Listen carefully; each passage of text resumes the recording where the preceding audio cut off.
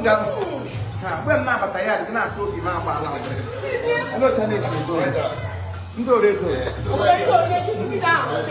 Okay. Yeah, I'm now.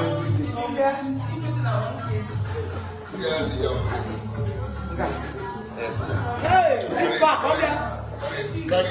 This back,